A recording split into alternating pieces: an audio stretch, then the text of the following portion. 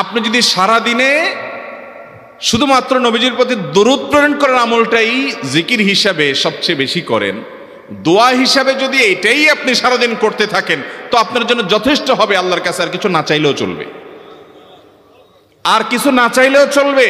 দুরুদ মানে হলো নবীজির জন্য দোয়া করা। ভাই, আল্লাহ তার হাবিবকে রহম করবেন, আপনার আমার দোয়ার দিকে আল্লাহর তাকানোর কোনো ঠেকা আছে? নবীজি কি আমাদের দোয়ার কোনো মুখাপেক্ষী? কিন্তু আমরা তার জন্য দোয়া করলে ওই চান্সে আল্লাহ তাআলা আমাদের প্রতি অনুগ্রহ করবেন। একবার না, আপনি নবীজির প্রতি একবার রহমতের দোয়া করবেন, একবার দুরূদ পাঠ করবেন।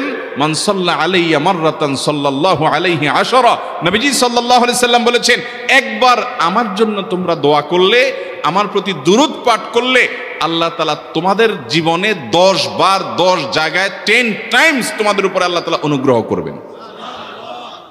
আপনি টেরও পাবেন না কত জায়গায় আল্লাহ অনুগ্রহ করেছেন। আল্লাহ বাঁচাই দিয়েছেন, একটুর জন্য শেষ হয়ে যান নাই। ওই যে দুরূদ পড়ছেন, আল্লাহ তাআলা রক্ষা করছে, আপনি খবরও নাই। আল্লাহ তাআলা আপনার প্রতি বিশাল একটা দান করছে, আপনি লক্ষ্যও করেন নাই। ওই যে দুরূদ পড়ছেন একবার, 10 বার রহমত হবে। এভাবে যত দুরূদ পড়বে সে তত রহমত এবং অনুগ্রহ পাবে। এক সাহাবী বলেছেন, ইয়া রাসূলুল্লাহ, আমি আমার দোয়ার কত অংশ আপনার জন্য রিজার্ভ রাখবো? আমি তো আল্লাহর কাছে অনেক কিছু চাইবো, অনেক কিছু নিবেদন করব, আপনার জন্য যেন আল্লাহ রহমত নাজিল করে, এটাই হলো দুরূদ। এই দুরূদটা আমি কি পরিমাণ রাখবো? 4 ভাগের 1 ভাগ, 3 ভাগের 1 ভাগ, অর্ধেক? এরপরে সাহাবী বলছেন, আসলে যদি সবগুলোই করি, উনি এক একটা পার্সেন্টেজ বলছেন, আর নবী করিম সাল্লাল্লাহু আলাইহি সাল্লাম বলছেন যে, তাকে বোঝাচ্ছেন যে আরো বেশি করতে পারলে ভালো হয়। তো সাহাবী বাড়াইতে বাড়াইতে শেষ পর্যন্ত বলেন যে, আমার দোয়া যদি সবগুলো আপনার জন্য করি, আমি যদি আর কোনো দোয়া না করি, শুধু আপনার জন্যই দোয়া করি, নবী করিম সাল্লাল্লাহু আলাইহি সাল্লাম তাকে সুসংবাদ দিলেন যে, তাহলে তোমার আর কোনো সমস্যা থাকবে না, সব সমস্যা দূর হয়ে যাবে, তোমার কোনো পেরেশানি থাকবে না। ভাইরা আমার, দুরুদের আমল এমন একটা আমল যে আপনার জীবনে কোনো বিপদ, কোনো মুসিবত, কোনো পেরেশানি, কোনো সমস্যা দেখা দিয়েছে, আপনি যদি দুরুদ পড়তে থাকেন, কোনো কিছু মনে আসছে না, অনেক সময় ছাত্র জিজ্ঞেস করে, ভাই পরীক্ষার হলে পড়া ভুলে গেছি, কি করব? আমি দুরুদ পড়া শুরু করেন। আরবদেরকে দেখা যায় কোনো কিছু ভুলে গেলে তারা বলে আল্লাহুম্মা সাল্লি আলা মুহাম্মদ, আল্লাহুম্মা সাল্লি আলা মুহাম্মদ, এটা শুরু করে তারা।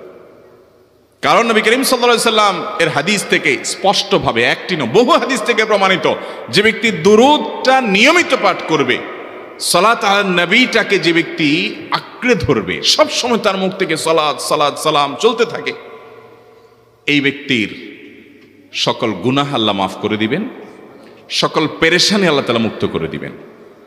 ভাইরা আমার, দুরূদের আমলটা এত গুরুত্বপূর্ণ আমল, এটা আমরা করি এখন।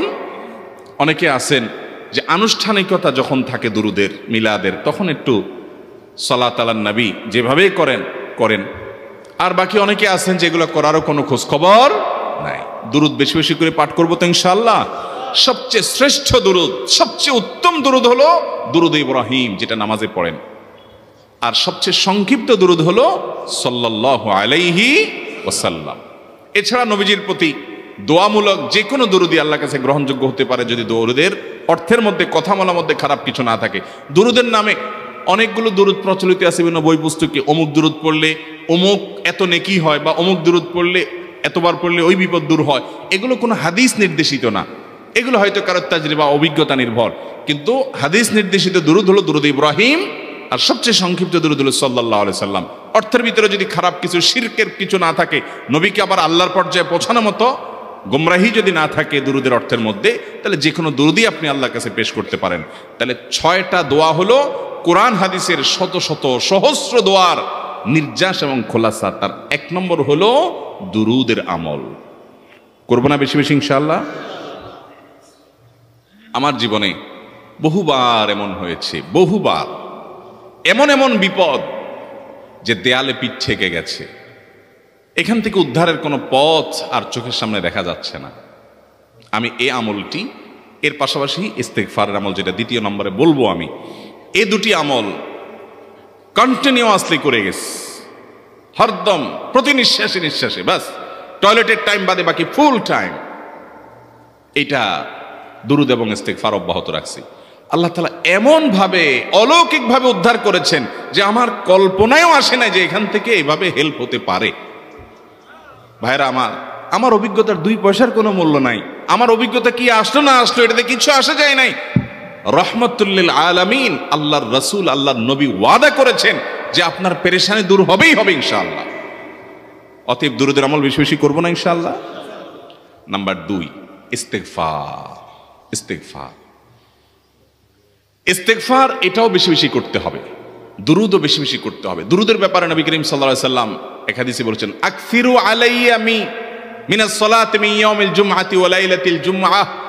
জুমার রাতে আর জুমার দিনে, অর্থাৎ বৃহস্পতিবার দিবাগত রাত আর জুমার দিন শুক্রবার, এই সময়গুলোতে তোমরা আমার প্রতি বেশি বেশি দুরূদ পাঠ করো। এই যে নবীজি বলছেন বেশি বেশি পাঠ করো, তাহলে দুরূদটা বেশি বেশি পাঠ করতে হবে। ঠিক একইভাবে 2 নম্বর যেটা, দ্বিতীয় আমল যেটা ইস্তেগফার, এটাও বেশি বেশি করতে হবে। কারণ ইস্তেগফার সম্পর্কে কোন কোন হাদিসের ভাষ্যের মধ্যে মান লাজিমাল ইস্তেগফার ভাষ্য এসেছে, অর্থাৎ যে ব্যক্তি ইস্তেগফারকে আঁকড়ে ধরবে, এটাকে কন্টিনিউয়াসলি করবে, ইস্তেগফার কখনো ছাড়বে না, সবসময় তার মধ্যে ইস্তেগফার অব্যাহত থাকবে, ওই ব্যক্তিকে আল্লাহ রাব্বুল আলামিন বিভিন্ন পেরেশানি থেকে সারপ্রাইজড হওয়ার মতো এমন এমন পথ বের করে দিবে যে সে চিন্তাও করে নাই। তার পেরেশানি থেকে মুক্তির পথ আল্লাহ তাআলা দেখায় দিবেন। ইস্তেগফার কিভাবে করবেন ভাই? ইস্তেগফার এমন একটা আমল, এটা ছাড়া তো আমাদের উপায় নাই ভাই। ইস্তেগফার আমাদের দুনিয়ার পেরেশানি দূর করবে, আখিরাতের পেরেশানি দূর করবে। দুনিয়ার পেরেশানি আমাদের বিপদ আপদ মুসিবত এগুলো, রিজিকের অনটন অভাব এগুলা, আর আখিরাতের পেরেশানি হলো আমাদের পাপ গুনাহ এগুলা।